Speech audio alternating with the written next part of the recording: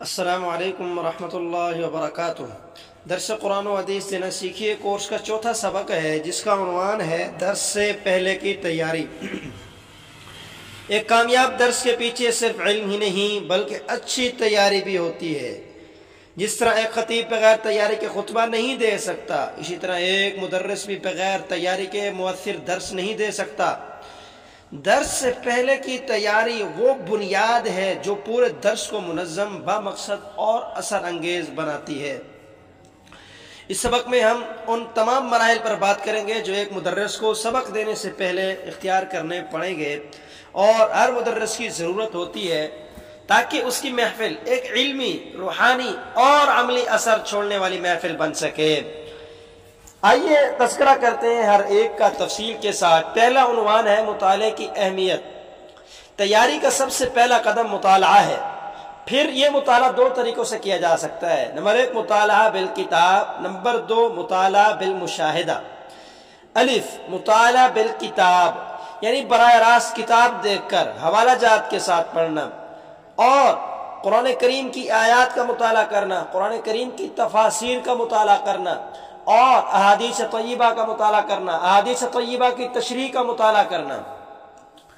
اس طریقے میں مدرس قرآن کی آیات، احادیث اور تفسیر یا شروع سے براہ راست استفادہ کرتا ہے۔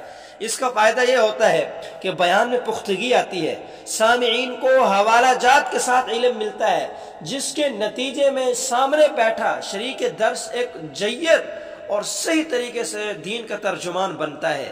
اس لیے مطالعہ کیجئے۔ قرآن کریم کی تفسیر کا اگر آپ نے مطالعہ کرنا ہے تو تفسیر معارف القرآن بہت ہی جاندار قسم کی تفسیر ہے اردو تفاسیر میں، اور اسی طرح درسی عوامی درس اگر آپ نے دینا ہے تو ذخیرۃ الجنان بہت اچھی کتاب ہے، اور بیان القرآن حضرت تھانوی رحمہ اللہ کی، انوار البیان حضرت مولانا عاشق الہی بلند شہری رحمہ اللہ کی، اور حضرت مولانا شیخ الاسلام صاحب کی آسان ترجمہ قرآن تو چھپ چکا ہے، آسان تفسیر قرآن بھی آ رہی ہے، تو تفسیر عثمانی ہے۔ یہ قرآن کریم کے تفاسیر کے حوالے سے چند ایک نام ہے جن کا آپ مطالعہ کر سکتے ہیں۔ احادیث طیبہ کا اگر آپ نے درس دینا ہے تو اس حوالے سے مشکات شریف بہترین اور جامع کتاب ہے جس کا آپ درس دے سکتے ہیں۔ اس کے ساتھ ساتھ آپ حضرات معارف الحدیث کا مطالعہ بھی حضرت نعمانی رحمہ اللہ کی جو لکھی ہوئی کتاب ہے اس کا مطالعہ کر کے آپ بہترین درس حدیث دے سکتے ہیں۔ نمبر 2 مطالعہ بالمشاہدہ یعنی اپنے مشاہدے اور تجربے کی روشنی میں تیاری کرنا۔ مدرس اپنے ذاتی تجربات، مشاہدات اور آلات حاضرہ کی مثالوں سے سبق کو دلچسپ اور سمجھنے کے لیے آسان بنا سکتا ہے، چونکہ سامنے بیٹھنے والا آدمی خالی آپ کی لفاظی اور تاریخی واقعات نہیں سننے کے لیے بیٹھا، وہ آپ کے حالات حاضرہ کے حوالے سے آپ سے رہنمائی لینے کے لیے بیٹھا ہے۔ تو مشاہدے کا جو آپ کا درس ہوگا وہ حالات حاضرہ کو مؤثر اور جاندار کرے گا۔ اس لیے اپنے مشاہدے اور تجربے کی روشنی میں تیاری کریں۔ یہ انداز طلباء کے لیے زیادہ دل نشیں ہوتا ہے کیونکہ وہ دیکھتے ہیں کہ دین ان کی عملی زندگی میں کتنا جڑا ہوا ہے۔ اگلی چیز ہے مواد کی تیاری۔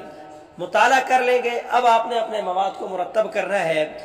اب اس لیے ایک مدرس کو چاہیے کہ اپنے سبق کو ایک منظم خاکہ دے، اپنے سبق میں سے حمد و صلات اور آیات کی تعیین کرے، ان آیات کا صحیح ترجمہ اور صحیح مفہوم یاد کرے، آیات کا شان نزول، آیات کا پس منظر، آیات کی تفسیر، آیات کی تشریح میں مفسرین اور علماء کے اقوال، آیت کے حوالے سے عملی تقاضے، سبق آموز نکات، ان سب کو جمع کرے اور مرتب کرے۔ اگر مدرس بغیر ترتیب کے بات کرے گا سامعین الجھن میں پڑ جائیں گے اور کچھ بات آتی ہوئی بھی بالکل سمجھ نہیں آئے گی۔ اس لیے ہر بات ایک منظم سلسلے کی آئے گی۔ اگر آپ کی تیاری ہے تو ہر بات ایک منظم سلسلے کے ساتھ آئے گی، طلباء کے ذہن صاف رہیں گے، سبق آسانی کے ساتھ وہ سمجھ سکیں گے۔ اگلی چیز ہے نیت کی درستگی۔ درس سے پہلے سب سے اہم چیز نیت کی درستگی ہے۔ ایک مدرس کی نیت یہ ہونی چاہیے کہ وہ اس دین کو سب سے پہلے اپنی زندگی میں لائے گا۔ جب اپنی زندگی میں لے کر آ جائے گا، خود اس دین پر عمل کرنے والا بن جائے گا، پھر اس کے بعد اگلا عزم اس کا یہ ہونا چاہیے کہ میرے ساتھ جڑے ہوئے ہر مسلمان کی زندگی میں یہ دین آ جانا چاہیے.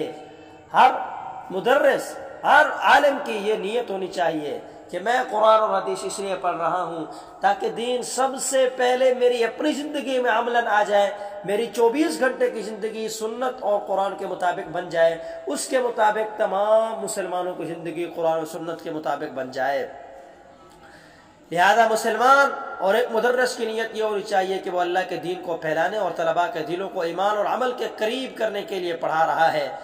اگر نیت میں دکھاوا یا شہرت شامل ہو گئی، علم بے برکت ہو جائے گا. اخلاص سے نیت ہی وہ صفت ہے جو الفاظ کو دلوں میں اتارتی ہے. نفل عبادت اور دعاؤں کا بھی اہتمام کیجیے. بزرگان دین ہمیشہ سبق یا درس سے پہلے 2 رکعت نفل ادا کرتے تھے. یہ نفل اللہ تعالیٰ کی مدد اور نصرت کو حاصل کرنے کا ذریعہ بنتے ہیں. اس طرح دعا کرنا بھی ضروری ہے کہ یا اللہ، یہ میں دین اپنی زندگی کے لیے اور تیرے دین کی خدمت کے لیے حاصل کر رہا ہوں، اسے قبول فرما، اور جو کچھ عرض کر رہا ہوں اسے شرکاء کے دلوں میں اتار دیجئے. ایک مدرس کی زبان سے نکلی دعا اور اخلاص سے کی گئی نفل عبادت درس کو کئی گنا زیادہ مؤثر بنا دیتی ہے. درس سے پہلے کی تیاریوں میں آخری چیز ہے ماحول کی تیاری. درس سے پہلے آپ یہ بھی دیکھ لیں کہ آپ کا درس کا ماحول کیسا ہے. اگر مسجد میں ہو رہا ہے تو مسجد کے اندر بھی بچوں کا شور نہیں ہونا چاہیے. وہاں قرب و جوار میں، مارکیٹ کی عام طور پر مساجد میں شور بہت زیادہ ہوتا ہے جس کی وجہ سے درس متاثر ہوتا ہے. اس لیے ماحول کو بھی آپ دیکھ لیں.